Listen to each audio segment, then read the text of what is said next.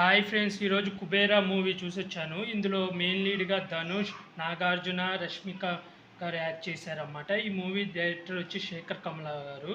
ఈ movie story line వచ్చి అత్యంత ధనవంతుడైన విలన్, అతని పేరు నీరజ్ అన్నమాట. అతను వే ఆఫ్ బెంగాల్లో ఆయిల్ బిజినెస్ని తను సొంతం చేసుకోవడానికి రాజకీయ నాయకులకి 1,00,000 కోట్లు బేరమాడి సొంతం చేసుకుంటాడు. అయితే ఆ 1,00,000 కోట్లు అక్రమదారులు పంపించడానికి మన హీరో అయిన నాగార్జున ఒక సిబిఐ ఆఫీసర్ అన్నమాట. నిజాయితీ పరుడు. అయితే అతన్ని చెయ్యని నేరానికి జైలుకు పంపిస్తారన్నమాట. అయితే విలన్ నాగార్జున దగ్గరికి వెళ్ళి, నిన్ను జైలు నుంచి విడిపిస్తాను, నేను చెప్పిన పని చేయాలి నువ్వు అంటే, దానికి నాగార్జున ఫస్ట్ ఒప్పుకోకపోయినా తర్వాత ఒప్పుకుంటాడు.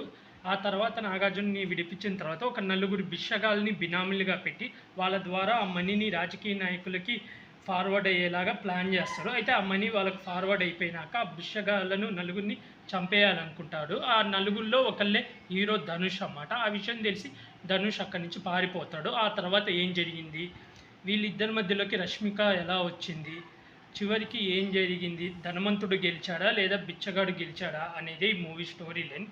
మూవీ ఎలా ఉందంటే బాగుంది, నాకైతే బాగా నచ్చింది. మెయిన్ ధనుష్ యాక్టింగ్ అయితే చాలా బాగుంది. అలాగే నాగార్జున, రష్మిక వాళ్ళ పాత్రలు కూడా చాలా బాగున్నాయి. అలాగే విలన్గా యాక్ట్ చేసిన అతను కూడా చాలా బాగా యాక్ట్ చేశాడు. అయితే ఫస్ట్లో చాలా బాగుంటుంది యాక్టింగ్, తర్వాత సెకండ్ హాఫ్లో అంతగా ఇంపార్టెంట్ ఉంటుంది. మెయిన్ నాగార్జున ధనుష్ మధ్య, రష్మిక వీళ్ళ మధ్య ఉంటుంది. అలాగే డైరెక్షన్ కూడా చాలా బాగుంది, ట్విస్ట్లు వస్తాయి, అవి కూడా చాలా బాగున్నాయి. ఎమోషనల్ సీన్లు అయితే చాలా బాగున్నాయి.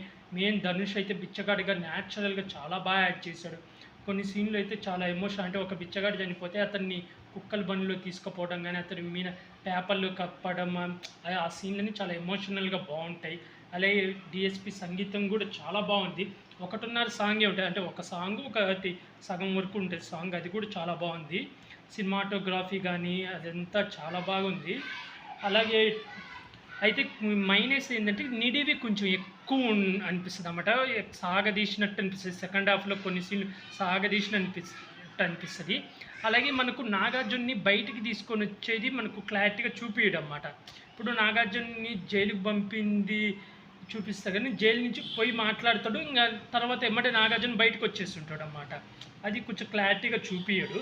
ఓవరాల్గా అయితే నచ్చింది. మెయిన్ ధనుష్ యాక్టింగ్, నాగార్జున గారి యాక్టింగ్ కానీ రష్మిక గారు, వీళ్ళ ముగ్గురు యాక్టింగ్ చాలా బాగుంది. అలాగే రష్మిక ఒక పర్సన్ని నమ్మి ముంబైకి వచ్చి మోసపోతుంది అన్నమాట.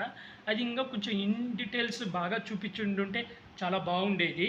కానీ ఉన్నంత వరకు ఓకే, కాకపోతే కొన్ని కామెడీ సీన్లు కూడా ఉన్నాయి, అవి పర్లేదు, బాగానే ఉంది. కాదు కొంచెం సాగదీసినట్టుంది. కొన్నిటికి కొంచెం ఫుల్ స్టాప్, అంటే ఇప్పుడు రష్మిక దానికి ఫుల్గా చూపించలేదమ్మా, అంటే తను ఎవరిని నమ్మి మోసపోయింది అది ఇంకా కొంచెం ఇన్ డీటెయిల్గా చూపించుంటే బాగుండి అనిపించింది. ఓవరాల్గా అయితే ఈ మూవీకి నేను రేటింగ్ వచ్చి 5కి 3 ఇస్తాను ఫ్రెండ్స్. నాకైతే నచ్చింది. అలాగే ఇలాంటి మూవీ రివ్యూస్ కానీ వెబ్ సిరీస్ రివ్యూస్ కానీ కావాలనుకుంటే నా యూట్యూబ్ ఛానల్ని సబ్స్క్రైబ్ చేసుకోండి friends. Like, share, comment, subscribe friends. Bye.